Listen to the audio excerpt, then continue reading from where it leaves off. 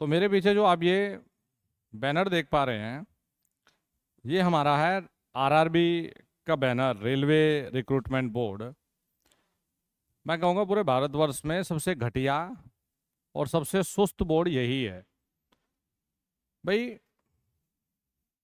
पहले तो ये था कि हम आरआरबी को बड़े दुरुस्त करेंगे, बड़े बड़े नेता मंत्री अपना प्रॉपर वादा कर रहे हैं। मैं कह रहा हूँ आपने आरआरबी को एक मजाक बना के रख दिया और इससे ज़्यादा कुछ नहीं है। आप डेली के डेली अलग अलग नोटिफिकेशन देते हो कि हम पेपर ये करवा देंगे, हम ये करवा देंगे। क्या कराओगे बताओ? आप कुछ नहीं करवाने वाले हो। आप लोग सिर्फ और सिर्फ ये समय समय पर एक लॉलीपॉप दे देते हो और इससे ज़्यादा कुछ नहीं कर रहे हो। आपने कहा कि 2018 के बाद में हम लोग थोड़ा और सिस्टमेटिक करेंगे कि वैकेंसी आएंगी। 18 गया, 19 गया, 20 गया, 21 गया, 22 गया, 23 गया। कोई वैकेंसी पे बात करे, कोई वैकेंसी पे बात कर लें तो आप लोगों को लगता है, व्यूअर को भी ये लगता है कि भाई सरकार के खिलाफ बोल दिया। ये सरकार के किसी के खिलाफ नहीं है, ये बेरोजगारों की एक आवाज़ है।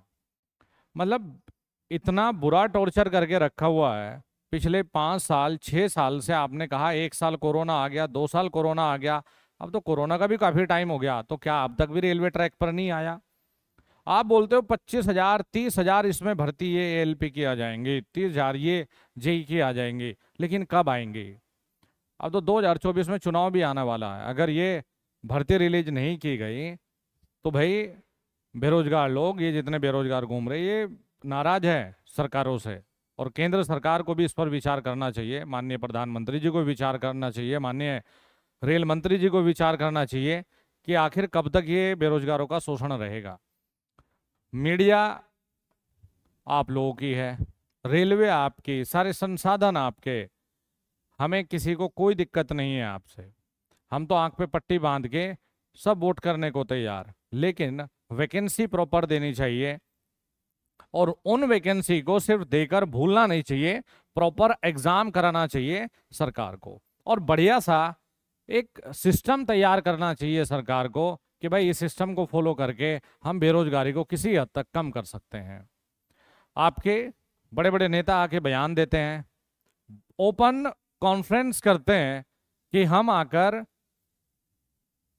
आपसे बात करेंगे। बेरोजगारों से बात करने की तो बात दूर की रही, ओपन कॉन्फ्रेंस कर ले, उसमें भी एक किसी बच्चे ने एक सवाल पूछ लिया कि भर्ती कब आएंगी, तो उसके सवाल का जवाब तक आप लोगों ने नहीं दिया।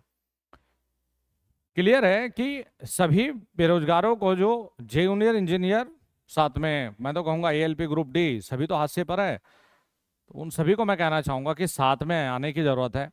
अगर ये लोग जल्दी से वैकेंसी नहीं देते तो आप लोगों को भाई कुछ ना कुछ अपना डिजिटल माध्यम से या कुछ भी अपना एक विरोध प्रदर्शन जताना पड़ेगा सरकार के खिलाफ। और ये इसका ये तात्पर्य है, कोई राजनीति से जोड़कर ना देखा जाए, क्योंकि जिन्हें अपने घर में 2 वक्त की रोटी का जुगाड़ करना है वो राजनीति नहीं करते।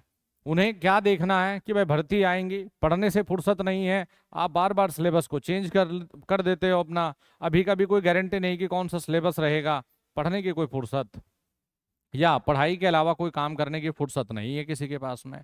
तो सब प्रॉपर अपनी पढ़ाई करने के मूड में है, लेकिन कम से कम भर्ती तो दो। 22 में कहा अब देंगे, अरे 23 भी जाने वाला, कहाँ रह गई भर्ती? 24 में तो लोकसभा चुनाव है, फिर आप बोल दोगे चार संहिता लगा, आप तो भर्ती दे नहीं सकते।